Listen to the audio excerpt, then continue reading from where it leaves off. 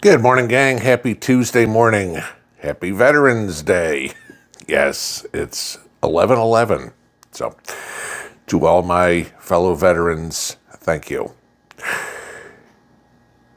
It's the second holiday in a row around here for us. I mean, as of yesterday was Mrs. P and my anniversary, as I told you guys. So it was nice. We decided to head into town and actually have a nice dinner. It's like one of those rare times where you go, okay, we're going to actually way overpay for dinner. All right. So we went to a steakhouse and had dinner. It was like, I think the last restaurant we went to was about a month ago when we went to, it was Pizza Inn. It's a pizza buffet. Two of us get out of there for less than $30. Yeah, no, okay. But it was our 10th anniversary, so you wanted to do something special. But it was kind of funny because as we're driving along, Mrs. P says, I think I'm going to get a whiskey tonight. Now, mind you this, if Mrs. P has 2 days a year where she has an alcoholic beverage, that would be a lot. And so it was kind of funny. We were talking along, and I'm like, oh, what kind of whiskey do you want? Knowing she has pretty much no idea. So we're discussing different things like this. And me, for the most part, if I'm going to have a drink, it's going to be a beer. I'm just your normal average guy. And I'll have an alcoholic beverage, a cocktail, few and far between. Like I said to her, I said, I think the last time I had whiskey was last year on Christmas.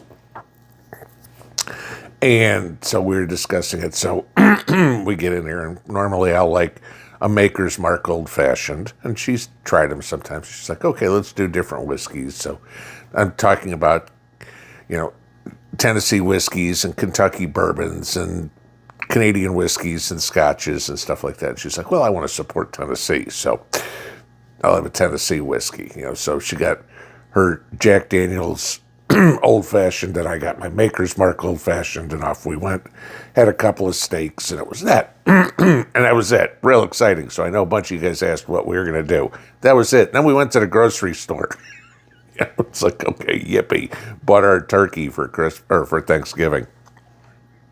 But the interesting part, more than the grocery store for a Monday, even though SNAP just came in, looked normal. Okay. Typical 4 people deep in line because there were only 2 cashiers.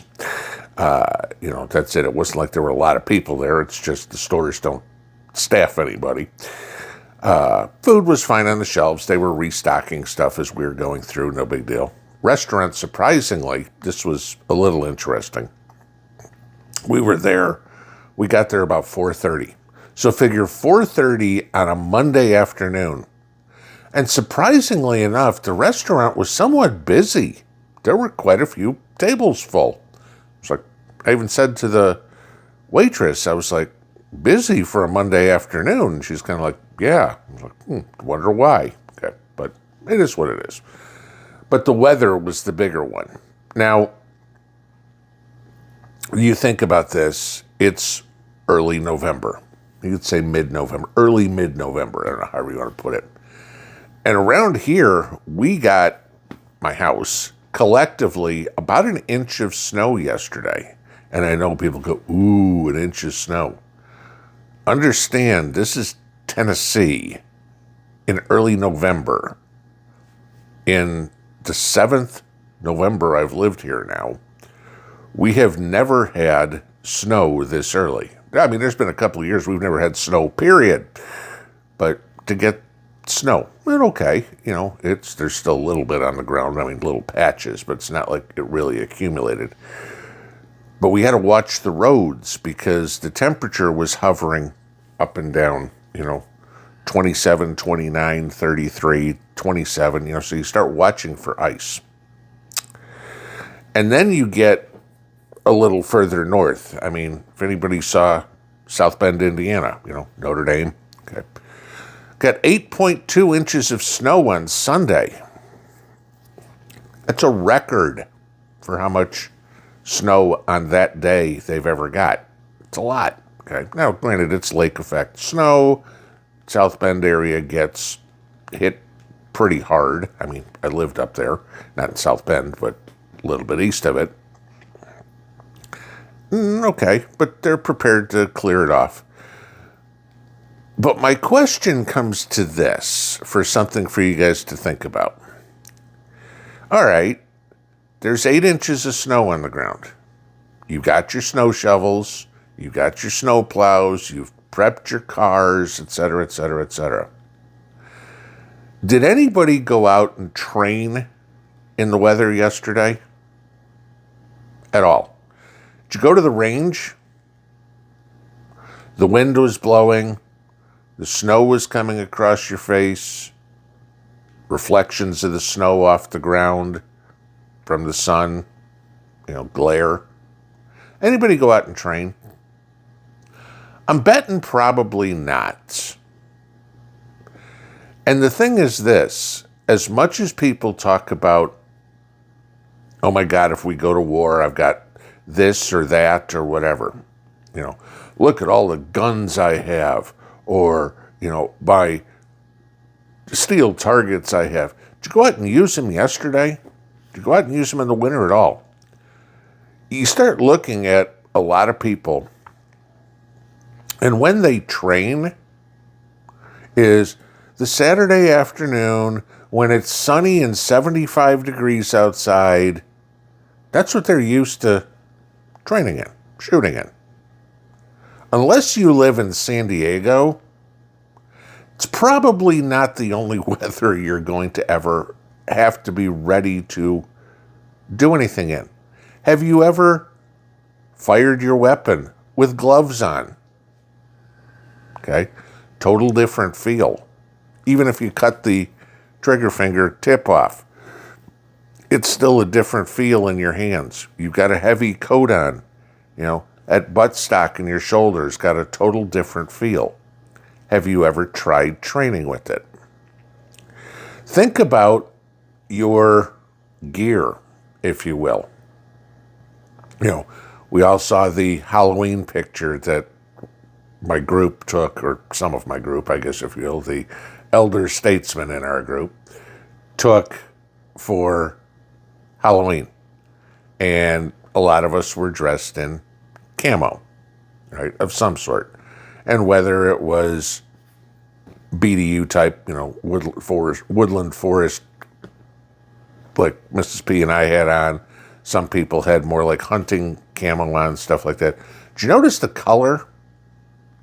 Lots of greens and browns. In a snow-covered area, you're gonna look like a sore thumb out there. And it's gonna be real easy to spot this green and brown and black silhouette on a white background. Have you ever thought about that? What do you have in the way of winter? Depending on where you are, okay? I mean, if you live in Houston, probably don't need it, okay? Cactus camo down in the Southwest is better. But, yeah, did you ever think about that? That if you got to go pull guard duty or hide in the bushes or something, white is probably a lot better idea. Have you ever taken that up? Have you ever thought of that as a prepper? Okay. How are you going to hide? It's Veterans Day. And you go around. Many of you guys are veterans. Some not, but most people know somebody who is a vet. You want to go find one today. There's a whole bunch of restaurants that are giving away free food today. You'll probably find a veteran or 10 in there. Strike up a conversation with one of them. Or go to the local VFW or something one time and walk in and just ask to talk to people. Maybe buy a guy a beer and pick his brain about what he's been through, what he's seen. Because there's a lot of keyboard Rambos out there that think they have all the answers. They may have all the gear, but they don't have the experience, and some of them don't have the knowledge to use it. Okay? Talk to a hunter Okay?